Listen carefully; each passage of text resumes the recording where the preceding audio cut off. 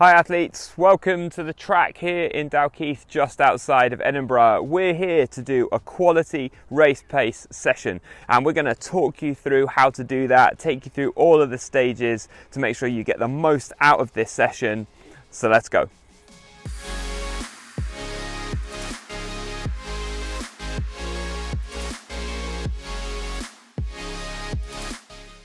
So there are 7 parts to this session, and indeed I would say any session that you want to make really high quality.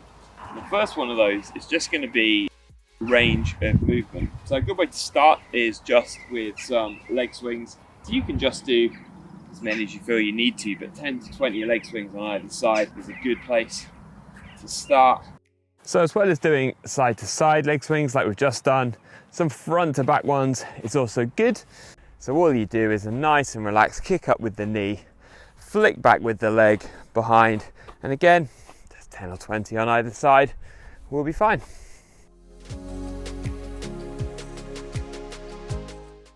One of the other crucial areas, especially for runners, is to try and open up the range of the Achilles and soleus muscle, and we can do that really easy with some heel drop downs, and I recommend these before almost any run session, but certainly one as demanding as one that includes race pace work. Simply lift with both feet, take one off, and then lower down slowly under control, getting the heel nice and low. Go up on both feet and then go down on the other side again. You need to do as many of these as you need to. Just make sure you do it until it opens up and starts to relax off a bit. So for our third section of range work, we're just going to do a simple lunge, but this is a really crucial one. So this lunge, we want to open up this hip. We want to make sure that the lead knee doesn't come in front of the toe. And then we're going to the other sides. We've done it on both sides. And what we're looking to do here is open up that hip flexor so that we can do effective activation, which is our next section of the session.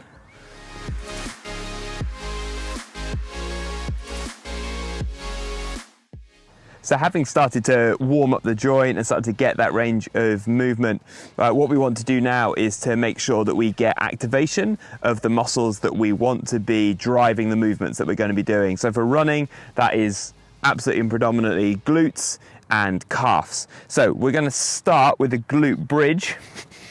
So we'll come down to the floor, and then we just want to push up. We want weight through the heels, squeeze at the top, keep the hamstrings and the lower back fairly loose.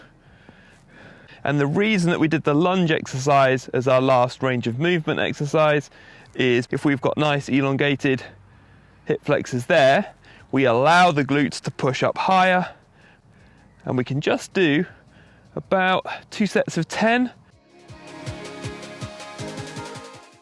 So having done the glute bridges, we can continue the glute activation, making sure that they're really primed and ready to go, driving us forward as we run. With these, gorilla walks is a fantastic exercise. So you want some kind of a band, although you can do it without a band if you want to. Just flex at the knee slightly, keep the feet facing forward, and then all we're going to do is just move 8 steps in one direction, 8 steps the other direction, controlling with nice tight glutes. Take a little break and repeat that a couple of times before you move on to the next exercise. So our third activation exercise is going to continue activating the glutes. It's also going to bring in the calves, and so we're going to come up, strong glute on the supporting leg, high knee, this engages the core as well. And then we're going to push up onto the toe, so we've now engaged the calf. We step down and repeat, strong glute on the standing leg, engage the core, push up, and then you want to do 2 sets of 8 of these, nice and controlled, and that'll be the end of the activation phase of your session.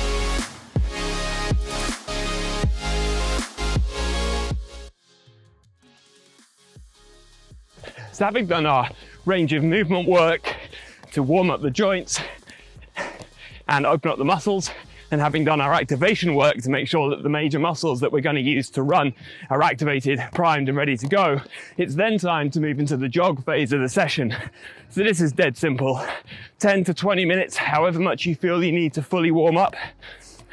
Adjust an endurance pace with the idea that this is going to get the heart pumping, the blood around the body to oxygenate the muscles, getting them ready to move on to the next phase of the session, which is drills.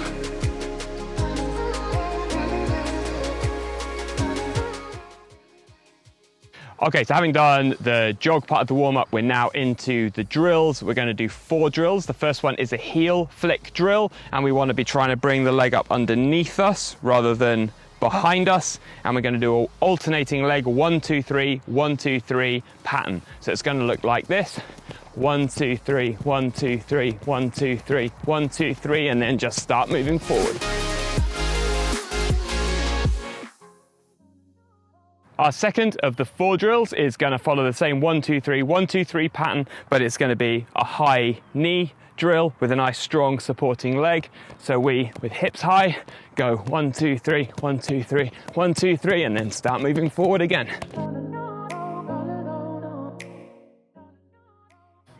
Our third drill is another glute activation type exercise, but it's a bit more run specific. It's a straight leg run as well, really looking to plantar flex the foot into the floor to activate the calf. So straight leg runs, pull from the hip and start to move forward.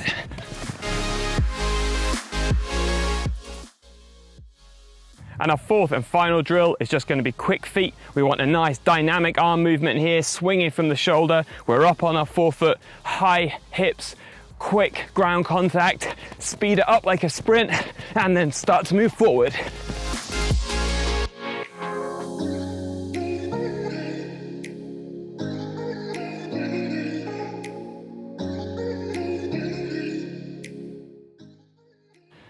So we are really nearly at the main session, but trust me, race pace, track work, hard intensity sessions like this require a really good warm-up. So the final phase of our warm-up is going to be 4 50-meter acceleration runs. We want to build to a pace that's faster than the pace that we're going to be running on our race pace reps, so that our body is nice and ready for that level of work. Nice and relaxed, good form.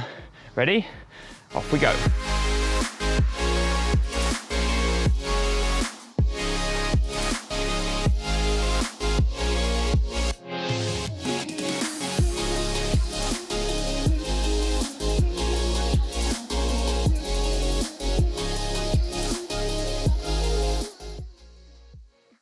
Okay everyone, having taken our time to warm up, we are finally here at the main set. And the emphasis on this main set is quality race pace. Not just race pace, we're not just going to blast 5K, we're looking for quality. So we're going to break the session down so that we've got reps with a decent enough recovery, we can keep the quality really high. The structure is going to be this: I'm going to jog 50 meters back, and then I'm going to run 50 meters at my desired 5K race pace, jog back 100 meters, and then 100 meters at my desired 5K race pace. That pattern continues 150, 200, 250, and so on until I've got all the way back round to starting at the 400 meter mark.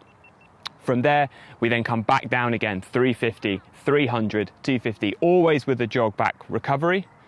That keeps the quality high, because as we get more fatigued, the rep distance comes down. Don't overrun these. We just want to shoot for slightly faster than our desired 5K race pace. I'm going to go through this session with you. You're with me. Let's go on rep 1. Off we go.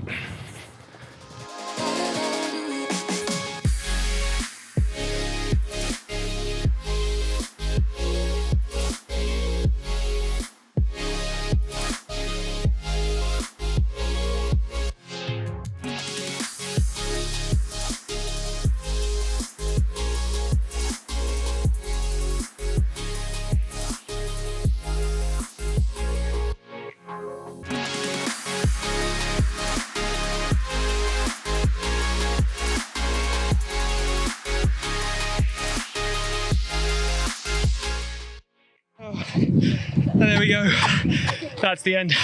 It's a tough set. You get to 200 really quickly and really easily, and then it seems to take ages to get all the way around to the 4 and then back to the 2. But the turning into the immediate jog recovery is crucial, because it stops you. What's the temptation? Just to collapse on the floor and give up, and you keep working. So that recovery run feeds into the aerobic system. The effort are helping you with threshold to give you that race pace. If you made it all the way through, it's a good session and you've done really, really well. Well done.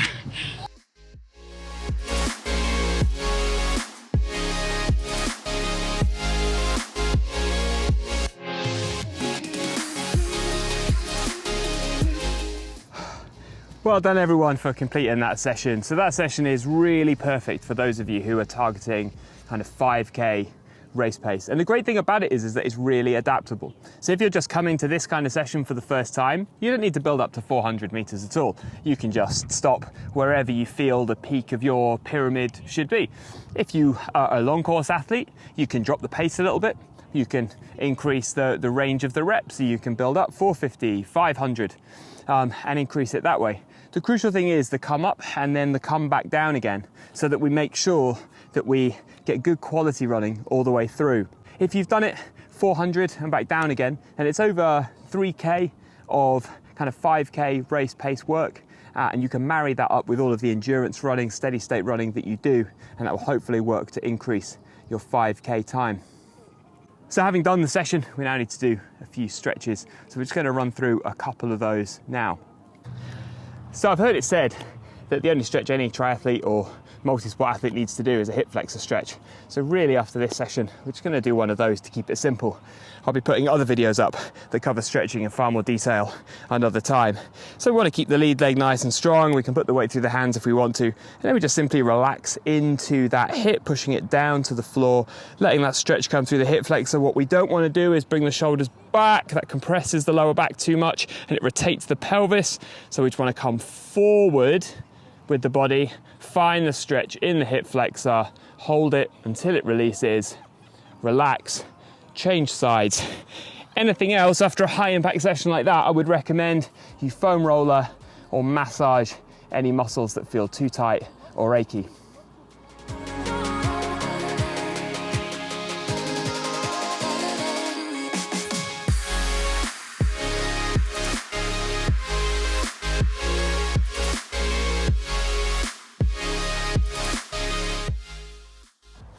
If you like this video, please don't forget to like and subscribe. It helps other people find this content so they can get the benefit that hopefully you've got from this session. We'll be filming more videos and hopefully see you back here again soon.